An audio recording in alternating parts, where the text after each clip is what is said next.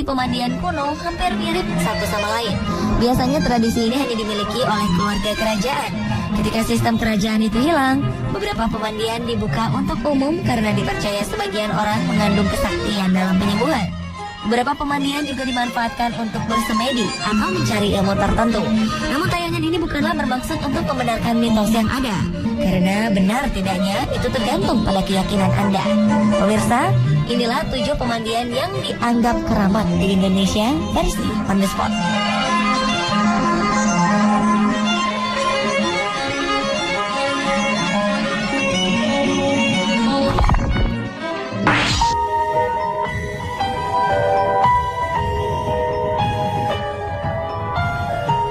Pemandian Potre Koneng terletak di Kelurahan Banyuanyar, Kecamatan Sampang, Sumeneb, Madura. Pemandian ini dulunya merupakan pemandian Ratu Ayu Tirtonegoro. Ratu berparas cantik jelita dan memiliki kulit kuning langsat. Karena kulitnya yang berwarna kuning langsat, ratu ini dijuluki Putri Kuning atau dalam bahasa Madura menjadi Potre Koneng. Air dalam pemandian Potre Koneng ini sedikit berbau busuk, diduga karena ada kandungan belerang di dalamnya. Namun masyarakat percaya bau tersebut berasal dari Potre Koneng yang suka buang air kecil sambil mandi di pemandian tersebut. Masyarakat Madura percaya air ini dapat menyembuhkan segala penyakit kulit yang diderita seseorang.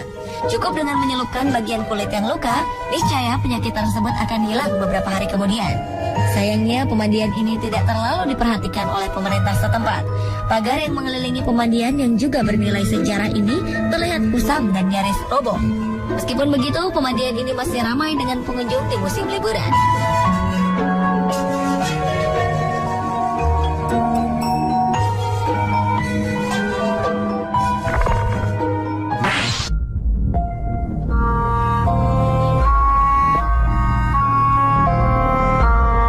Jika berkunjung ke Kuningan, Jawa Barat, jangan lupa singgah ke Cibulan.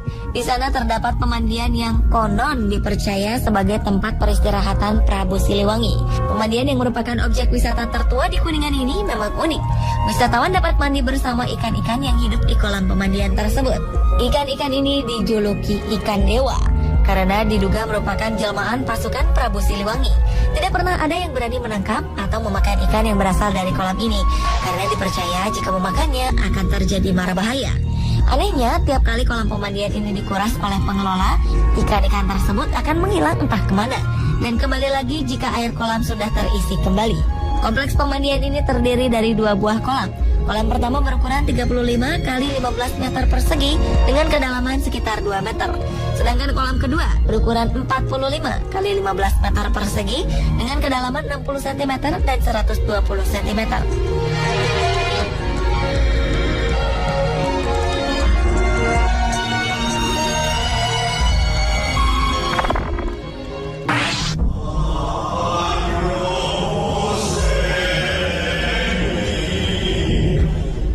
Berikutnya, seperti namanya, Aek Sipitudai yang artinya air 7 rasa.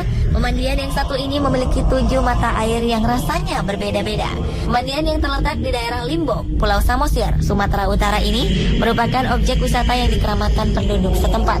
Menurut mereka, orang yang ingin masuk ke lokasi pemandian harus memiliki hati yang bersih jika tidak akan mendatangkan penyakit atau bahaya lain yang menimpa hidupnya.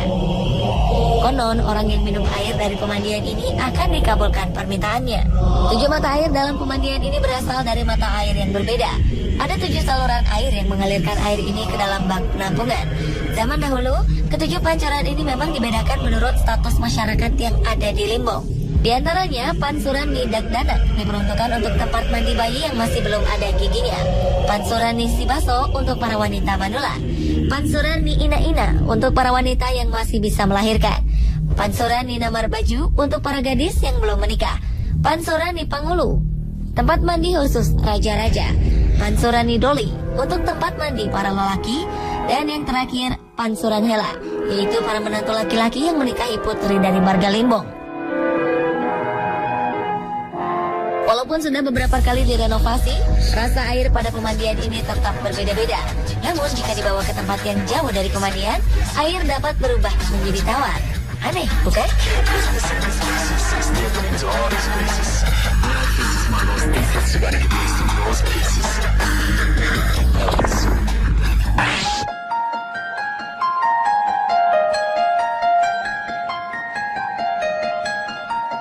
Pemandian Wartu Gede adalah pemandian raja dan putri raja pada zaman kerajaan Singosari.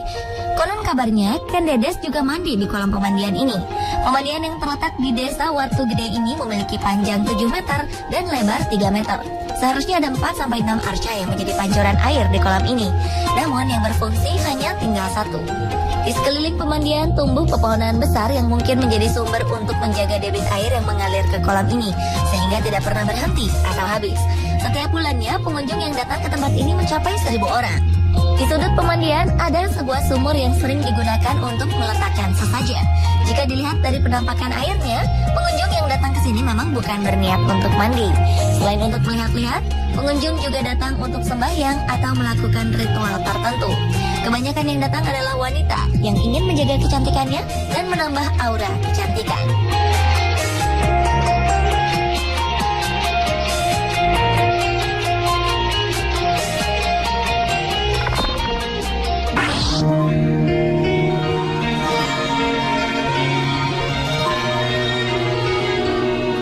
Satu lagi pemandian yang merupakan peninggalan kerajaan Hindu-Buddha, yaitu pemandian Banyu Biru.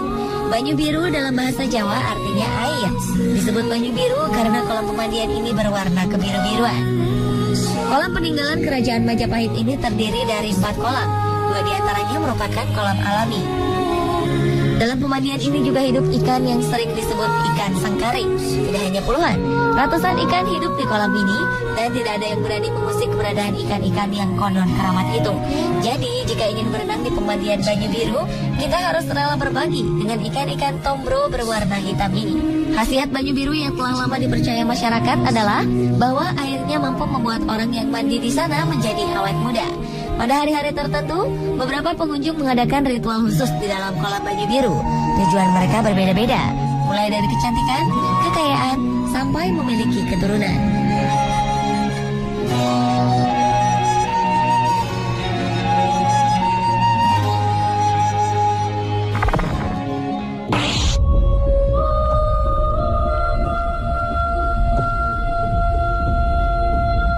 Mata air berikutnya berlokasi di Kelurahan Tegalwaton, Kecamatan Tengaran, Kabupaten Semarang, Jawa Tengah.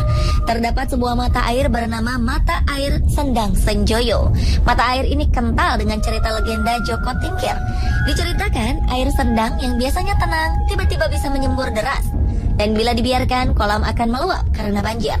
Akhirnya dengan cepat Joko Tingkir memotong rambutnya untuk menyumbat mata air yang makin menyemburkan air. Konon rambut gondrong Joko Tingkir menjadi penyaring mata air sendang hingga air mengucur sangat jernih sampai hari ini. Kolam utama tempat Joko Tingkir bertapa kerap digunakan orang untuk mandi dan berendam sekaligus memanjatkan doa. Sayangnya lokasi Sendang Senjoyo yang begitu asri dan alami ini belum mendapat perhatian maksimal dari pemerintah maupun pengunjung yang datang. Sehingga kolam berair jernih ini mulai tercemar sampah industri dan limbah pembuangan yang dibuang sembarangan.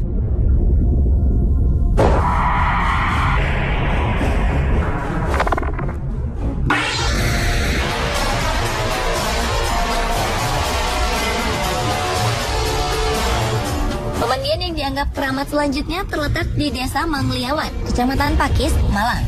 Di desa ini ada sebuah pemandian bernama Wandit. Air pada pemandian ini dipercaya bisa membuat awet muda. Konon nama Wandit berasal dari kata Wandito yang artinya pendeta. Dahulu kala masyarakat suku Tengger mengambil air suci dari Gunung Widodoran. Namun semakin lama akses menuju lokasi air suci sangat sulit dijangkau. Para pendeta pun bersemedi memohon kepada Sang Wang Widi. Ketika mereka bersemedi, muncullah sebuah mata air yang kemudian dinamakan Wondito. Inilah asal mula sumber air pada pemandian Wondit.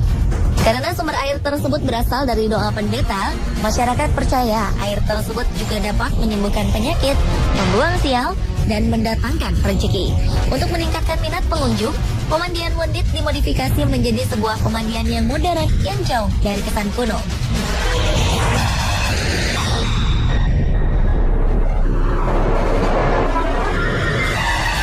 Pemirsa, itulah 7 pemandian alam yang dianggap keramat di Indonesia versi On The Spot.